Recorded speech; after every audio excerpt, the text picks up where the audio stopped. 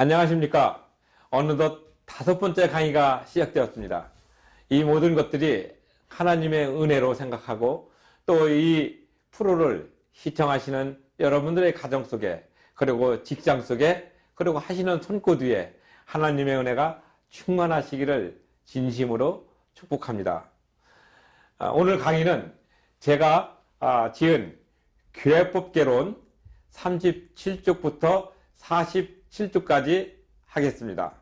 물론 이 책 그대로 여태까지 해왔느냐 질문하시는 이들 있지만, 실제적으로 교회법개론 소개부터 패러다임, 포커스, 프레임, 이 모든 것들은 이 책의 서두에 자세하게 설명되어 있고, 또 그 책에 참고되는 참고 문헌은 이 책 밑에 주석으로, 그 다음에 제일 뒤에 참고 문헌에서 단행본과 논문 및 여러 가지 관계된 학술지를 소개했습니다.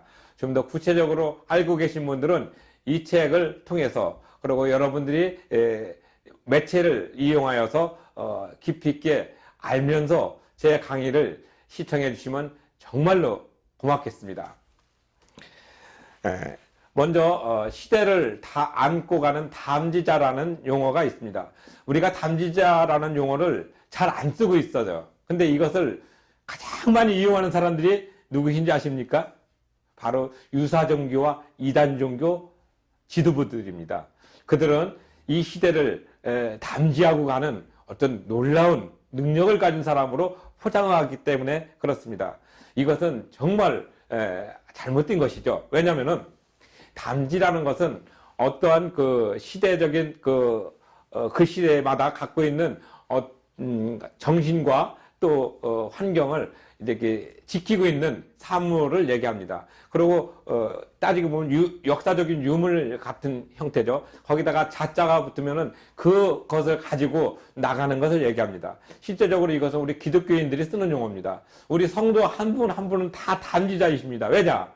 예수님을 믿기 때문에 그 예수님이 우리 몸속에서 작용하시고, 그분을 믿고 우리가 삶 속에서 살아가는 놀라운 역사를 스스로 창조해 가고 있기 때문에 그렇습니다. 그런데 유사종교와 이단에서는 자기네 수뇌부들만 특별하게 담지자로서 자기들이 뭔가 하나님으로부터 특별 계시를 받은 것처럼 이용하면서 이 단어를 많이 씁니다.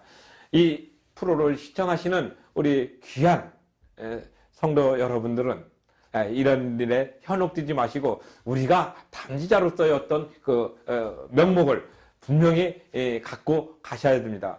물론 이제 제가 이 담지자로서의 어떤 책무를 할 때는 제가 많이 인용하는 성경 구절이 이사야서 6장 8절입니다. 물론 이제 그 6장에는 그 드물게 대부분 선지자들이 대부분 1장에 나는 누구다, 나는 누구다 이렇게 소개가 되는데, 이사야는 6장에 그 부분이 소개가 됩니다. 이사야서 보면은 이제 6장 1절부터 쭉 보게 되면은 이사야가 어느 날 환상 중에 하나님을 만나게 됩니다. 만나면서 이런 고백을 하게 되죠. 화가 있구나. 내가 이제 하나님을 비웠으니 죽겠다. 근데 하나님께서는 그 입술을 이렇게 딱 지려주고, 입술을 지려준다는 것은 죄를 사해 주시고, 딱 보게 되니까 정말 그 당시 이사야가 살던 그 시대의 그 어떤 모습을 보니까 하나님을 잃어버리고, 또 하나님께서 많은 은혜와 축복을 주셨음에도 불구하고 그들은 하나님을 버리고 자기들의 소신에 따라서 살아가고 있는 이 백성들이 눈에 보이게 됐습니다. 그래서 이 백성들을 위해서 누구를 보내야 될 것인가 했을 때 이사야가 그런 고백을 하죠. 나를 보내주십시오. 그래서 이스라엘 백성들에게 하나님의 뜻을 증거할 수 있는 그런 담지자로서, 또 선지자로서, 또 선견자로서 소명을 받게 됩니다.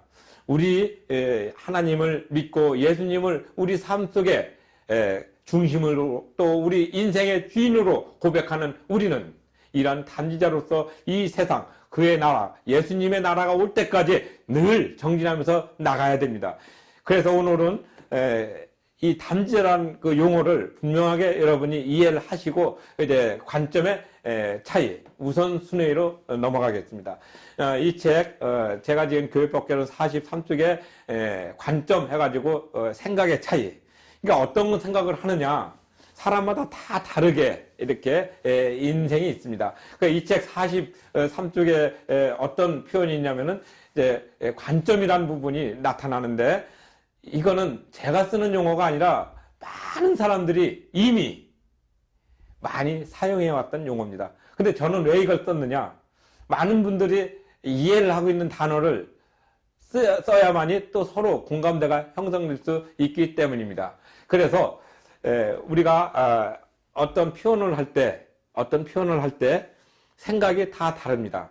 근데 그 생각이 다른데 우리는 내가 무슨 얘기를 하게 되면 상대방이 나한테 100% 동의해 주기를 원합니다.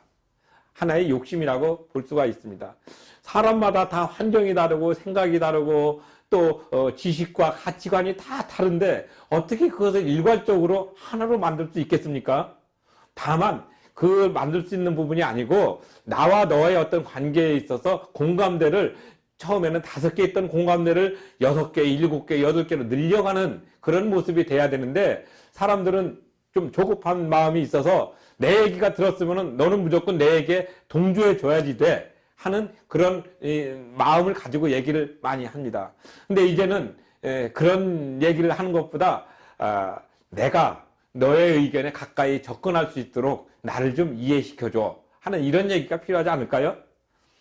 우리 교회에서도 그런 부분들이 많이 있습니다. 그리고 이 생각의 차이 또는 관점의 차이라는 것은 이제 다양하게 이렇게 나타나기 때문에 그걸 제가 특별하게 이렇게 예를 안 드시더라도 여러분들께서는 저 사람이 무슨 생각을 갖고서 저 얘기를 하는구나 하는 것을 이해하실 것입니다. 자, 그렇지만 몇 가지 예를 든다면은 바로 이런 부분입니다. 우리가 사랑하는 남녀가 있을 때, 사랑하는 남자와 여자가 서로 이제 한참 이렇게 썸 타는 기간이 지나고 이제 어떤 그 정식적인 교제로 들어갈 때는 미래에 대해서 고민을 하게 됩니다. 여자는 여자대로, 남자는 남자대로 어떻게 하면 나의 그 부족한 반쪽이 저 사람이 될 수 있을 것인가, 또는 저 반쪽을 해서 우리가 하나가 돼가지고 인생을 좀 가치 있게 만들어갈 수 있을 것인가, 이렇게 고민을 하게 되죠. 그러면 이제 그 사이에 많은 얘기를 서고 오가는데, 처음에는 모든 것들이 다 당신 뜻이 내 뜻이야 뭐 이렇게 해가지고 이름을 하다가 보면서 나가죠. 사이가 좋을 때는 그렇습니다. 근데 사이가 좀 틀어지면은 왜 그 내 생각은 이랬는데 당신 생각은 이랬냐면서 서로 차이를 많이 이제 느끼게 되고 심지어는 이제 헤어지는 경우도 있죠. 그런데 이제 결혼을 해가지고 둘이 어떤 그 가정을 이끌어 나갔을 때는 처음에는 좋은 게 좋은 걸로 다 나가다가 이제 어느 시점에 가면 좋은 게 좋은 것이냐, 올바른 게 좋은 것이 된다는 것을 깨닫게 됩니다. 그러니까 무엇이든지 이거 바르게 해야 되지 않겠느냐. 예를 들어서 당신과 내가 결혼했으니까 나는 시댁에 포인트를 먼저 두고 당신은 또 우리 친정에 또 포인트를 두고 해서 서로 교차해가지고 이렇게 아껴줘야 되는 것을 당연히 알고 있지만 현실에 그것을 묻혀버리다 보니까 내 것을 고집하고 상대방 것을 고집하지 것을 이렇게 무시하는 경우가 있어서 많이 의견이 차이 납니다.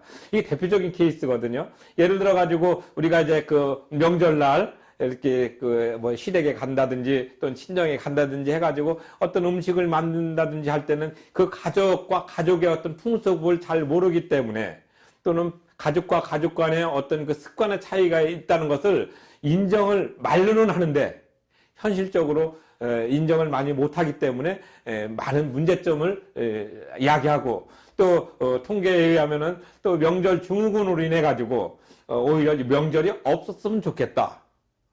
또 얼마 전에 보니까 또 청와대 게시판에는 명절을 좀 없애주세요 하는 청원도 올라갔다고 합니다.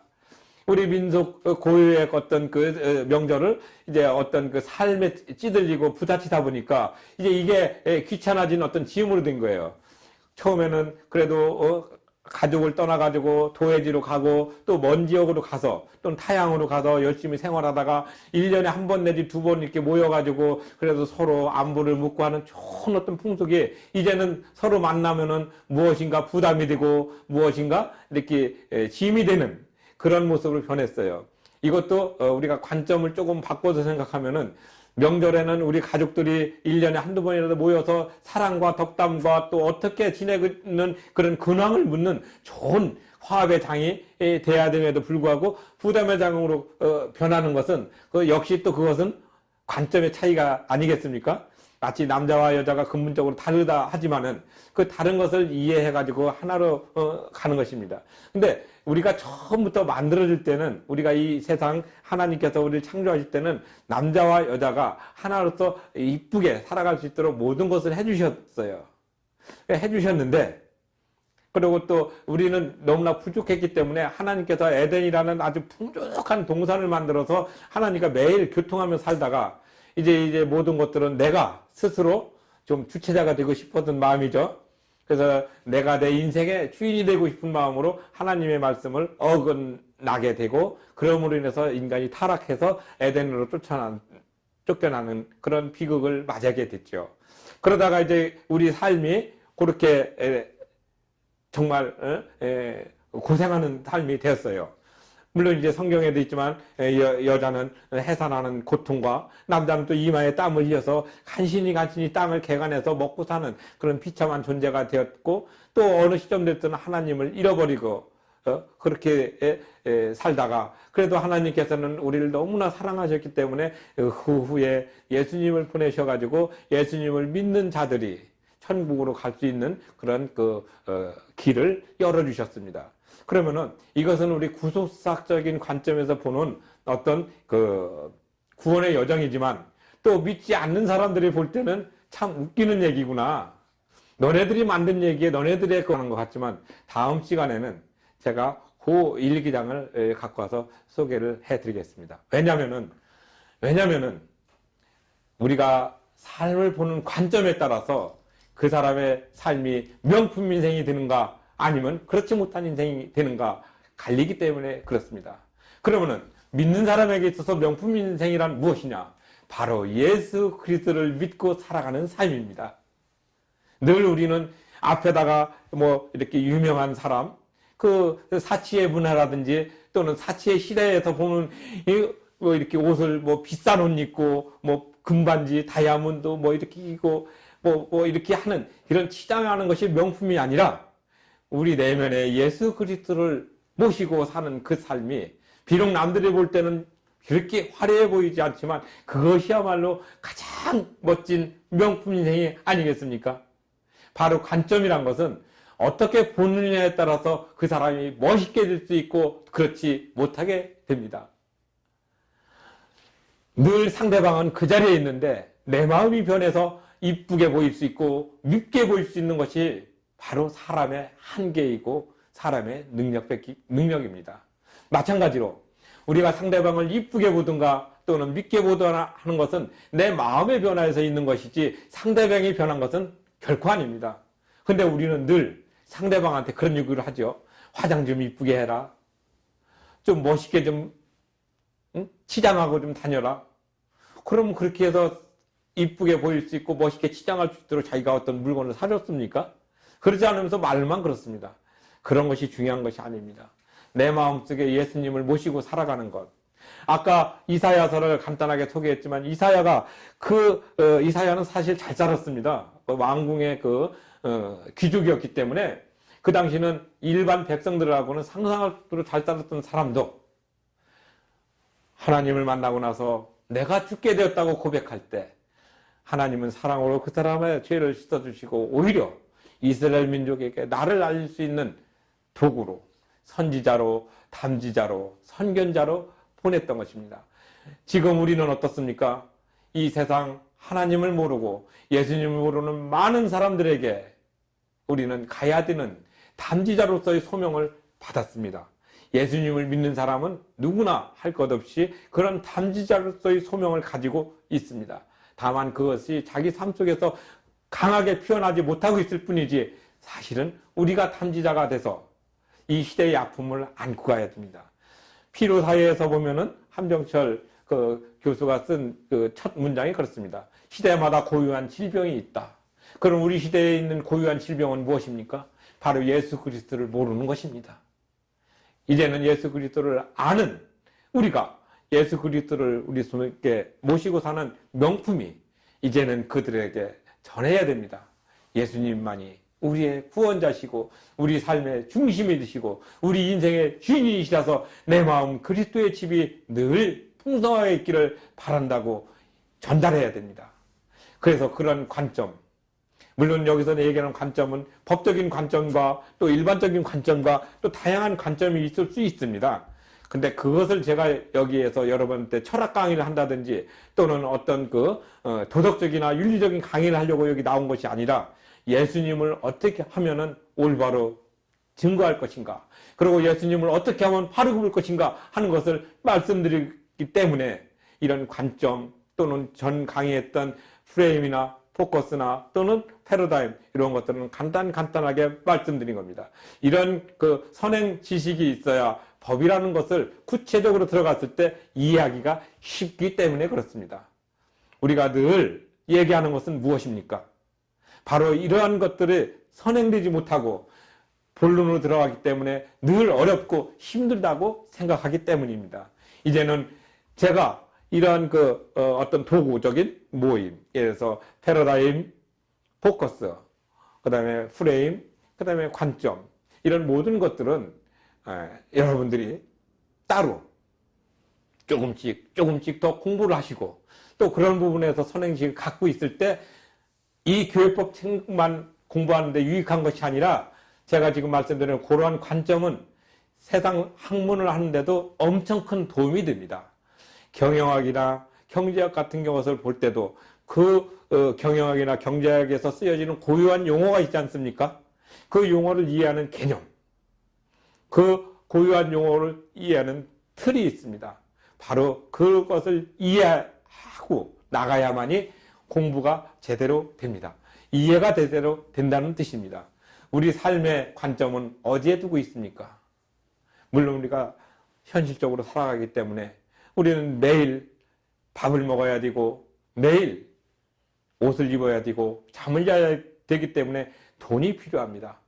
그러나 우리의 마음은 항상 예수 그리스도로 인해서 풍족해져야 되기 때문에 늘 우리는 그런 관점으로 살아가야 됩니다. 세상은 냉정하게 우리를 핍박한다 할지라도 그것이 곧 예수님을 바라볼 수 있는 하나의 도구로 바라볼 수 있는 그런 생각의 차이, 우선순위가 바로 거기에 있습니다. 늘 우리는 우리 속에 역사하시는 그 성령님의 돌보심 속에서 살아간다고 생각합니다. 그리고 그러한 것이 입으로 표현되어야 됩니다. 그리고 그러한 것이 행동으로 나타나야 됩니다. 그래서 믿는 사람은 참 신실해. 믿는 사람은 신뢰할 수가 있어. 이러한 프레임이 갖춰져야지. 그래야지 우리가 어딜 가든지 권위를 가지고 예수님을 증거할 수가 있습니다. 어떤 분들은 특히 신학적인 관점에서 인간의 이성을 극대화시키기 때문에 우리들의 어떤 인간의 자부심, 정체성 이런 모든 것들을 강조합니다. 그러나 우리는 믿는 사람들은 분명하게 이렇게 고백해야 됩니다.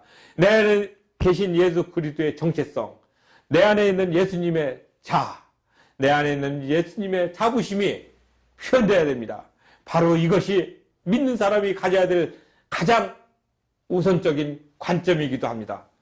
사랑하는 시청자 여러분, 이제는 우리가 해 나가는 것이 아니라 우리 안에 계신 예수님께서 해 나가시고 우리는 다만 그의 도구임을 깨닫는 그런 우선순위, 그런 관점, 그런 생각의 차이를 분명히 깨닫고 또 그러한 그 모습이 우리 삶 속에 늘 표현되기를 진심으로 기대하고 축복합니다.